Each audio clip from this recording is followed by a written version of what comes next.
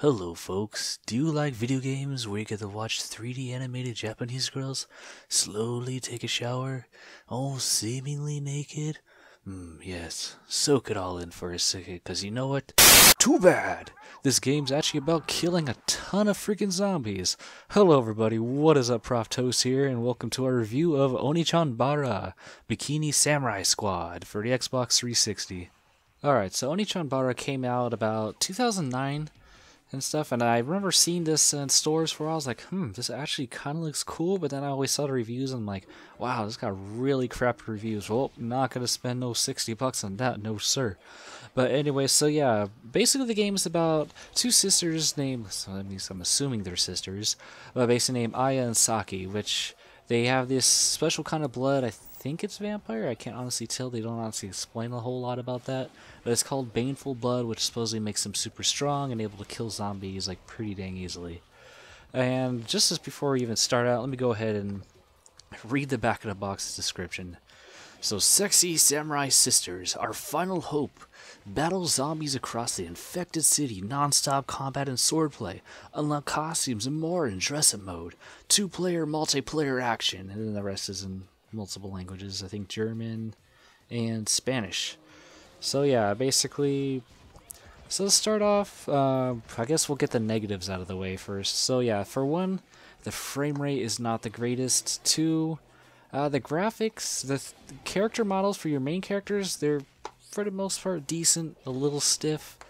It could be, but then again, it's kind of, it's a bit of an early 360 game, I'd say, so yeah. Other than that, the controls, like a lot of the camera stuff, like you can't just use your left stick to sit there and actually look around. You have to actually press the right bumper, or I mean the right top bumper, and it basically will kind of point you in a direction that you're looking.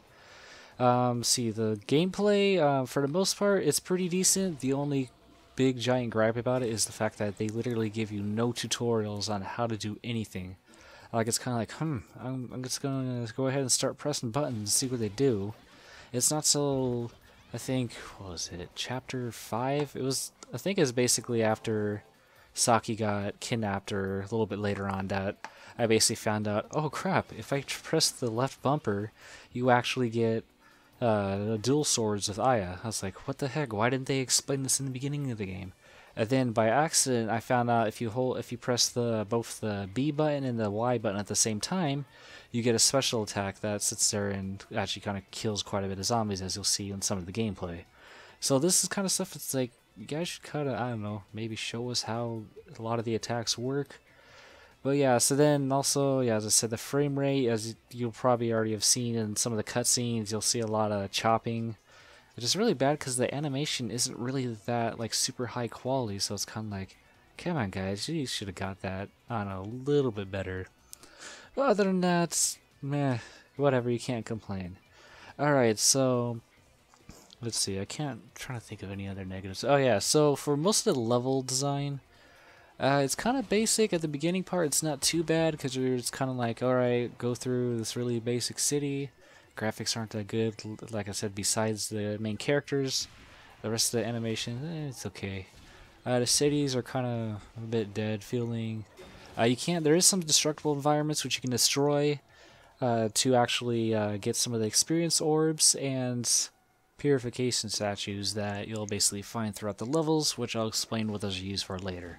And okay, as for the level design, basically at the beginning it seems pretty cut and dry, pretty simple. You kind of go through, kill some zombies, find an area with a red dot. You go in there basically because you'll have locked off areas. So once you go into areas with red dot, gates will rise up around you, and you have to basically kill a giant swarm of zombies, and it'll unlock the key. Then you go to the next area, then you have your boss fight. So I was like, okay, this seems pretty simple.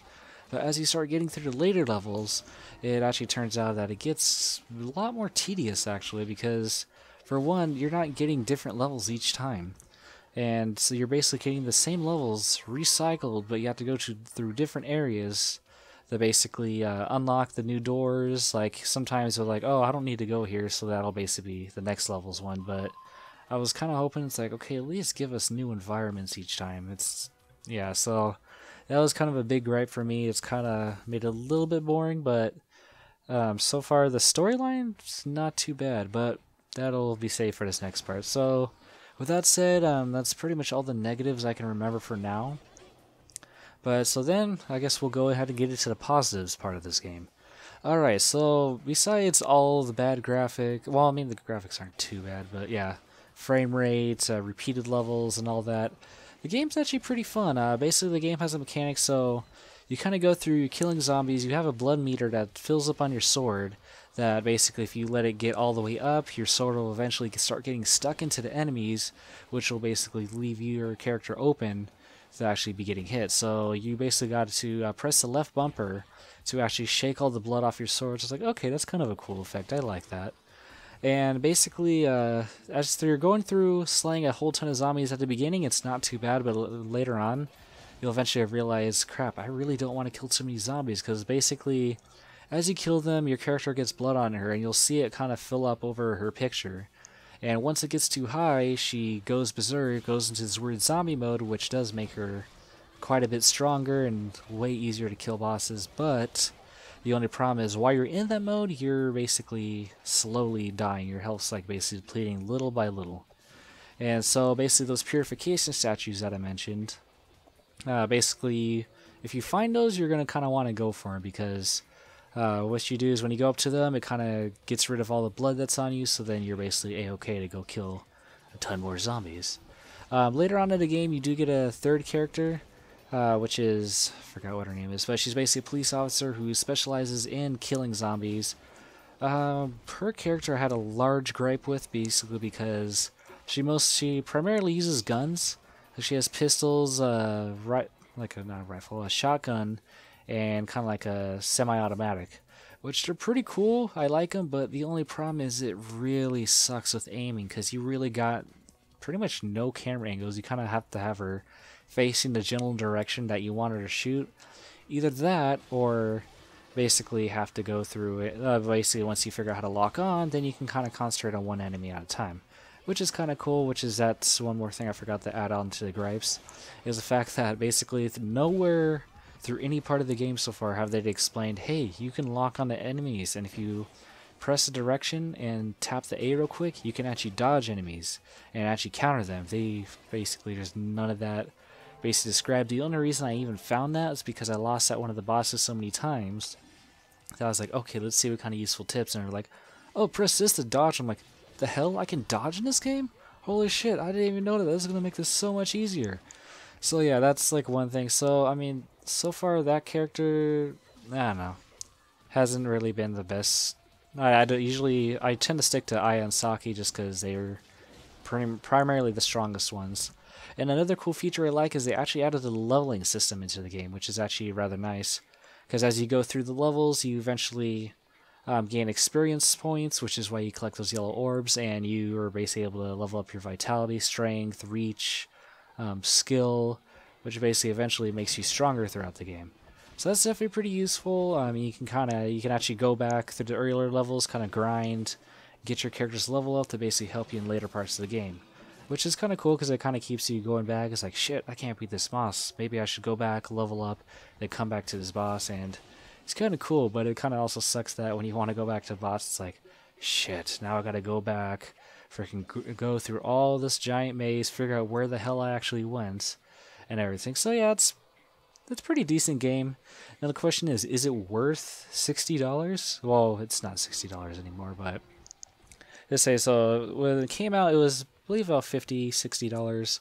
Was it worth that price when it first came out? Heck no.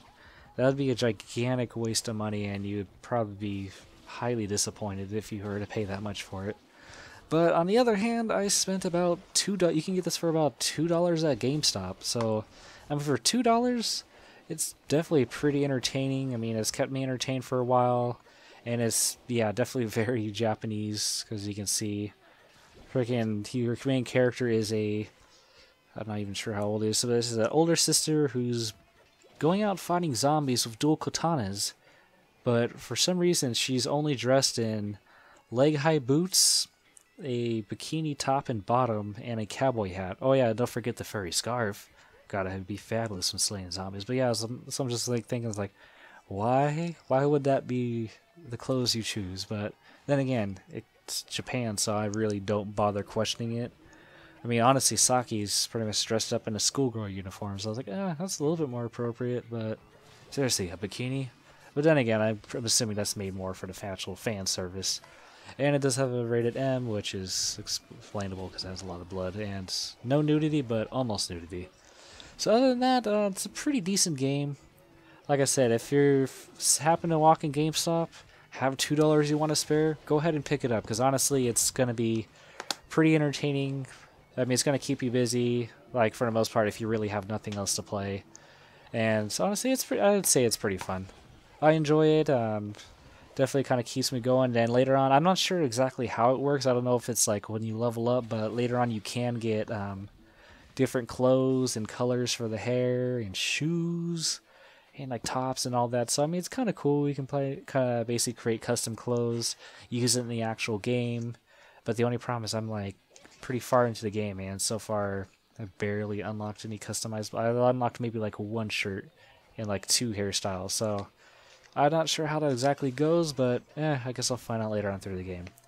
So if I were to give this number rating from 1 to 10, I'm being very, very generous, but I'm going to give it a 4 out of 10. Because yes, while it's not the best game, it's something cheap and it's entertaining, and it'll keep you busy for a while if you like to kind of go around, grind, level up your Japanese girls, slaying zombies in bikinis. So other than that, I'd say it's a pretty good game. So yeah, that's it for this review. I do hope you guys enjoyed. I kind of decided I just kind of want to go back, review some old Xbox 360 games and everything. So yeah, I hope you guys enjoyed. If you do, please subscribe, rate, comment, and leave a like, because it definitely does help. And if you guys actually want to see me play through the story of this game, or do a playthrough, please comment in the section below, because yeah, heck, I'll do a playthrough if you guys want. But other than that, I'm not going to ramble on any further about this game, so I will catch you guys later.